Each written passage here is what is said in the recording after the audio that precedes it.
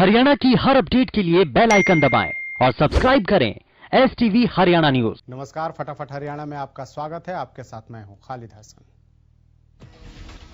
प्रधानमंत्री नरेंद्र मोदी ने किसान सम्मान निधि योजना की नई किस्त जारी की और 9 करोड़ किसानों के खाते में करीब 18,000 करोड़ रुपए ट्रांसफर किए। इस दौरान पीएम मोदी ने अपने संबोधन में विपक्ष पर जमकर हमला बोला और किसानों को नए कृषि कानून के मसले पर गुमराह करने का आरोप लगाया। पीएम मोदी ने कहा कि जिन राजनीतिक दलों को देश की जनता नकार चुकी है, वो आज कुछ किसानों को गुमराह करने में लगे हुए हैं। कुछ लोग किसानों और सरकार की चर्चा नहीं होने दे रहे हैं। जब आंदोलन शुरू हुआ तो उनकी मांग थी कि एमएसपी की गारंटी होनी चाहिए। अब ये आंदोलन भटक गया है। पूर्व प्रधानमंत्री और भारत रत्न अटल बिहारी वाजपेयी की आज जयंती मनाई जा रही है। इस मौके पर प्रधानमंत्री नरेंद्र मोदी ने दिल्ली के सदैव अटल स्मारक पहुंचकर पूर्व पीएम वाजपेयी को श्रद्धांजलि दी। भारत सरकार और बीजेपी देश के अनेक हिस्सों में इस कार्यक्रम को मना रही है। वहीं कांग्रेस महासचिव रणदीप सिंह सुरजेवाला ने प्रेस कॉन्फ्रेंस कर प्रधानमंत्री नरेंद्र मोदी के किसानों के साथ संवाद पर निशाना साधा है। सुरजेवाला ने कहा कि पूरे देश ने प्रधानमंत्री को सफाई दिवस सुना।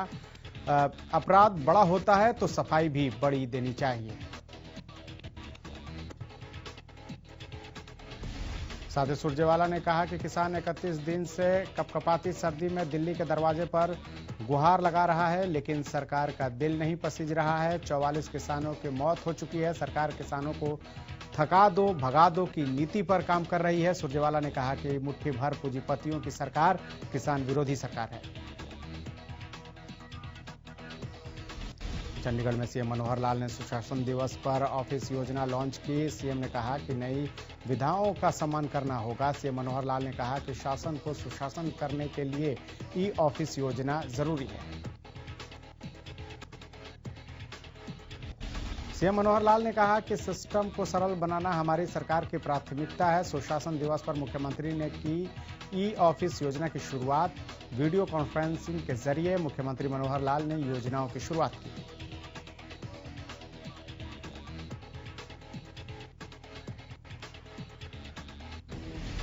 सीएम ने कहा कि इस योजना से फाइलों का आदान प्रदान बेहद आसान होगा। उन्होंने कहा कि सभी विभागों को इस योजना से सुविधा और राहत मिलेगी। सीएम ने कहा कि पेपर की बचत के साथ ही इस योजना से काम में पारदर्शिता आएगी। उन्होंने कहा कि इस योजना से विभागों को रिकॉर्ड रखने में भी सुविधा होगी। प्रदेश में कृषि मंत्री जेपी दलाल ने पंडित मदन मोहन मालवीय और पूर्व प्रधानमंत्री अटल बिहारी वाजपेयी के जन्म दिवस पर भिवानी में आयोजित सुशासन दिवस कार्यक्रम में शिरकत की।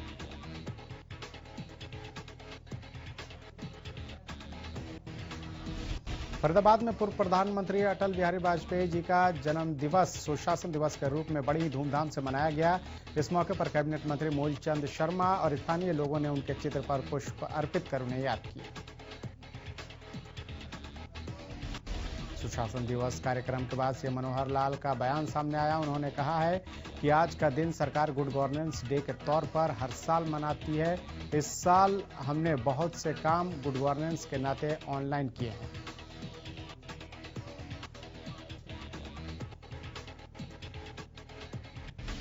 इस दौरान सीएम ने कहा कि इस बार 10 बड़े प्रोजेक्ट के लिए विभिन्न विभागों को सम्मानित किया है। अगले साल फील्ड में अच्छा काम करने वाले और अच्छा परिणाम लाने वाले अधिकारियों और कर्मचारियों को भी सम्मानित किया जाएगा।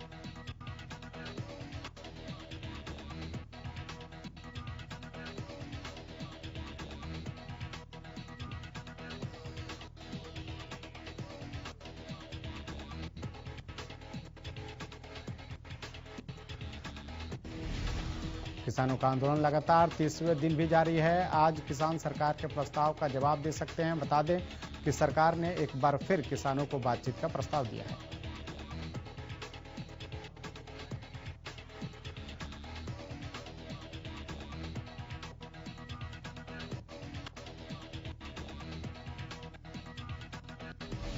सोनीपत के केजीपी और केएमपी पर पहुंचे किसानों के जत्थे ने टोल फ्री कराया, जिसके बाद टोल से बिना टोल दिए वाहन चालक रवाना हो रहे हैं। केजीपी और केएमपी के बाद किसानों का जत्था आगे और भी टोल को फ्री कराने के लिए बढ़ा। सिरसा के भावदीन टोल प्लाजा को किसानों ने फ्री कराया। किसानों ने 3 दिनों के लिए भावदीन टोल को फ्री कराया। किसानों का कहना है कि टोल प्लाजा पर अगले 3 दिन तक कोई पैसे नहीं दिए जाएंगे। सभी वाहन चालक यहां से बिना भुगतान किए रवाना होंगे।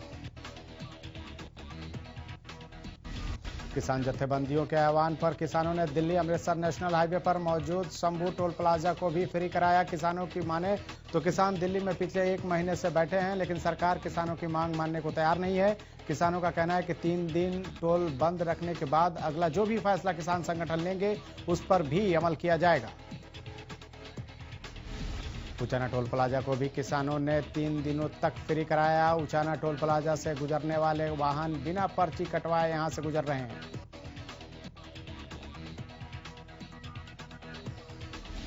भारतीय किसान यूनियन के संगठन की ओर से कुंडली मानेसर पलवल एक्सप्रेसवे हाईवे को टोल फ्री करा दिया गया है। कुछ किसान बादली टोल पर पहुंचे और उन्होंने अपने हाथों से बैरिकेड्स हटाकर टोल फ्री करवाया। हालांकि कुछ देर के लिए टोल मैनेजर के साथ उनकी कुछ नोकझोंक भी हुई, लेकिन बाद में टोल फ्री करा दिया गया।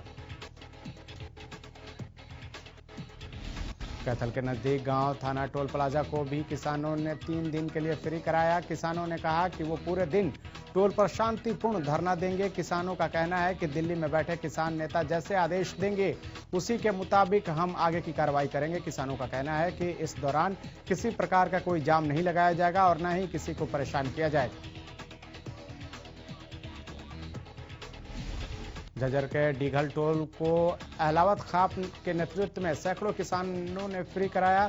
डीघल टोल को 72 घंटे के लिए टोल फ्री कराया गया है। संयुक्त किसान मोर्चा के आह्वान पर 3 दिवसीय टोल मुक्त अभियान में अपनी आहुति देते हुए सैकड़ों किसानों के साथ अहलावत खाप के प्रतिनिधि पहुंचे और टोल को बिल्कुल फ्री करा दिया गया।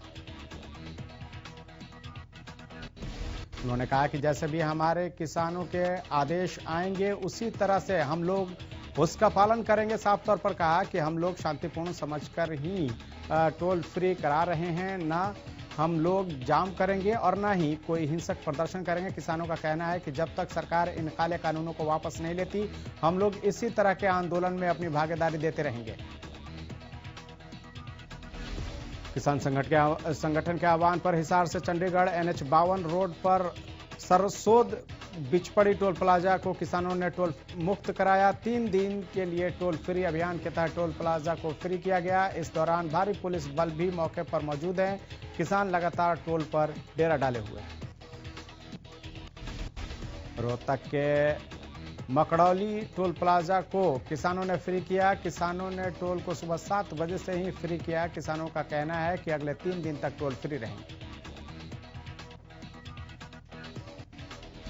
पिहोवा के थाना टोल को भी किसानों ने फ्री कराया। सोनीपत के NH-44 पर मौजूद मुरथल टोल प्लाजा को भी किसानों ने फ्री कराया। टोल कर्मचारियों का कहना है कि उन्हें काफी नुकसान का सामना करना पड़ रहा है। कर्मचारियों का कहना है कि रूट डाइवर्ट होने के कारण टोल प्लाजा मालिकों को करोड़ों का नुकसान झेलना पड़ रहा है।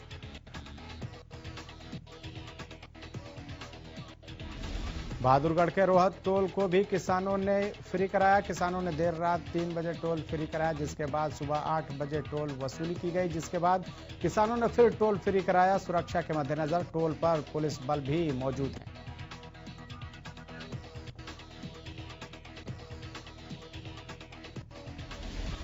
किसानों की ओर से आज प्रदेश में सभी टोल प्लाजा को फ्री किया जा रहा है। वहीं कुछ टोल ऐसे भी हैं जो अभी तक फ्री नहीं किए गए हैं। सोनीपत के KGP टोल को किसानों की ओर से अभी तक फ्री नहीं कराया गया है। वहीं फरीदाबाद में भी अभी तक टोल फ्री नहीं किया गया है।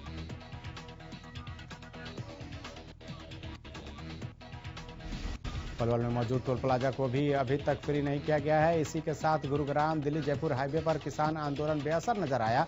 जयपुर से दिल्ली जाने वाले वाहन सामान्य रूप से आवाजाही कर रहे हैं। किसान आंदोलन का खिड़की दौला टोल पर भी कोई असर नहीं देखा गया। टिकरी बॉर्डर पर आज से महिलाओं ने भी भूख हड़ताल शुरू कर दी है। 11 किसान महिलाओं ने 24 घंटे का उपवास रखकर कृषि कानूनों के खिलाफ विरोध दर्ज करा रही हैं। टिकरी बॉर्डर पर लगातार किसान डटे हुए हैं।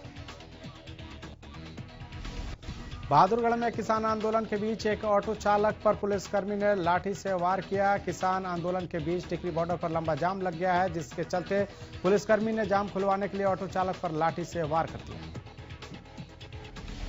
इस दौरान ऑटो चालक घायल हो गया, जिसके बाद ऑटो चालक को इलाज के लिए सिविल अस्पताल में भर्ती कराया गया। इस दौरान किसानों का पुलिस के खिलाफ गुस्सा फूटा। किसानों ने पुलिस कर्मचारी के खिलाफ कार्रवाई की मांग करते हुए नारेबाजी की। गोलाचिका में किसानों ने जेजेपी विधायक ईश्वर सिंह के आवास का घेराव किया। इस दौरान किसानों ने उनके खिलाफ नारेबाजी की। साथ ही विधायक ईश्वर सिंह के घर के आगे लगे पोस्टर और बैनर को भी फाड़ दिया। बता दें कि प्रशासन की ओर से मनाए जा रहे सुशासन दिवस के मौके पर किसान कार्यक्रम में पहुंचे। इस कार्यक्रम में मुख्य अतिथि विधायक ईश्वर सिंह थे, जिसके बाद किसानों ने उनके खिलाफ नारेबाजी की और विधायक को कार्यक्रम में काले झंडे भी दिखाए गए।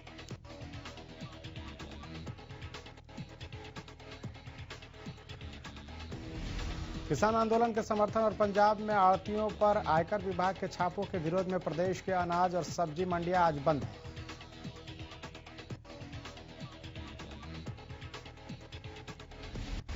हरियाणा प्रदेश व्यापार मंडल के प्रांतीय अध्यक्ष और अखिल भारतीय व्यापार मंडल के राष्ट्रीय महासचिव बजरंग गर्ग ने किसान आंदोलन और पंजाब में व्यापारियों के यहां की गई छापेमारी के विरोध में सभी अनाज मंडियों में हड़ताल रहेगी। इस दौरान जिलों में आड़ती और व्यापारी प्रदर्शन भी करेंगे।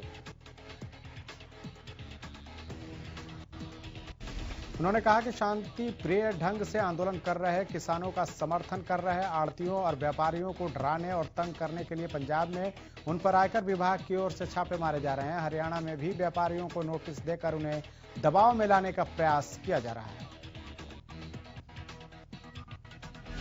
शुक्रवार को फतेहाबाद, कालावाली, गोहाना और सिरसा में व्यापारियों ने कृषि कानूनों का विरोध करते हुए और व्यापारियों पर दर्ज मुकदमों के विरोध में अनाज मंडी में एक दिन की हड़ताल की। साथ ही व्यापारियों ने सरकार के खिलाफ जमकर नारेबाजी की।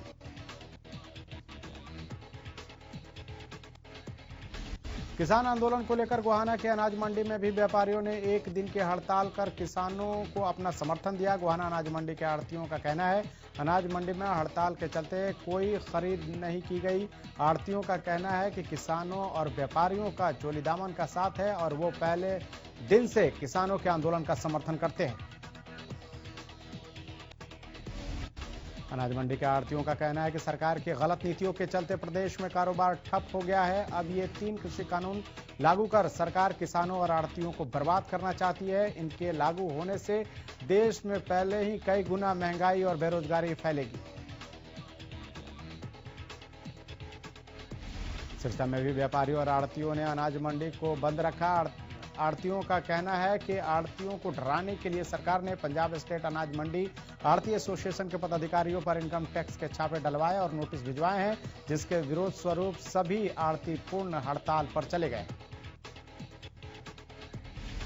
सिरसा वार्ड नंबर 29 में उपचुनाव होने जा रहे हैं, जिसको लेकर किसानों ने सिरसा में काले झंडे लेकर बीजेपी के विधायक का जमकर नारेबाजी की।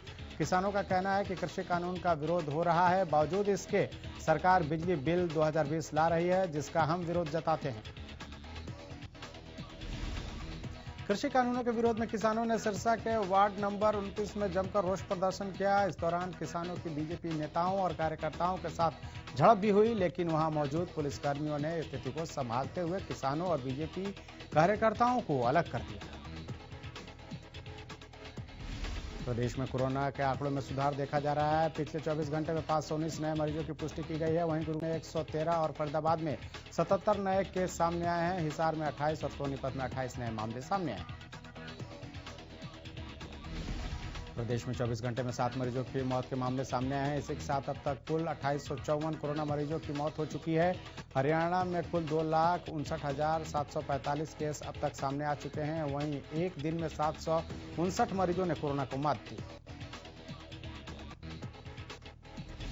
पानीपत में एक युवक को एक युवती को छेड़ना भारी पड़ गया। दरअसल लड़का कई दिनों से लड़की का पीछा कर रहा था और उससे परेशान कर रहा था, जिसके बाद जब लड़की के सब्र का बांध टूटा तो उसने सरेआम लड़के की बेरहमी से पिटाई कर दी।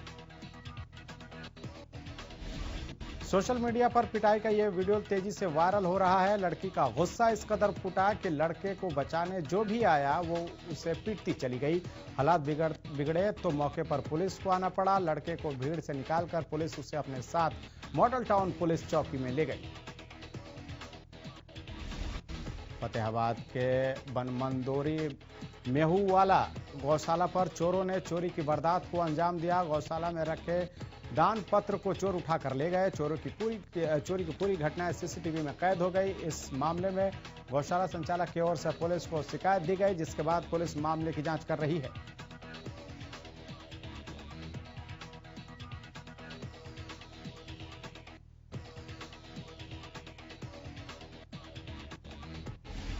नागल चौधरी के पास गंगूताना पहाड़ी में अवैध खनन करते एक जेसीबी और एक ट्रैक्टर को काबू किया। हालांकि खनन माफिया चकमा देकर भागने में कामयाब रहे, लेकिन खनन माफिया अपने साधन लेकर भागने में कामयाब नहीं हो पाए।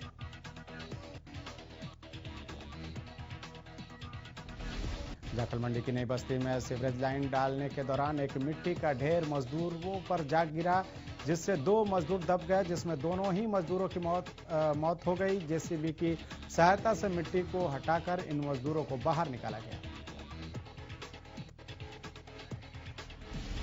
जानकारी के अनुसार पूरे जाखल में इस समय सीवरेज लाइन डालने का काम चल रहा है। इस काम पर करीब 8 करोड़ रुपए से अधिक की राशि खर्च होगी। शुक्रवार को जाखल में रेलवे लाइन पार नई बस्ती में सीवरेज लाइन डालने का काम किया जा रहा था। जेसीबी मशीन से लाइन खोदने के बाद मजदूर इसके अंदर काम कर रहे थे। फरीदाबाद के सेक्टर 25 की एक झुग्गी में आग लग गई, जिसमें रखा सारा सामान जलकर खाक हो गया। सूचना पाकर मौके पर पहुंची फायर ब्रिगेड की टीम ने आग पर काबू पाया।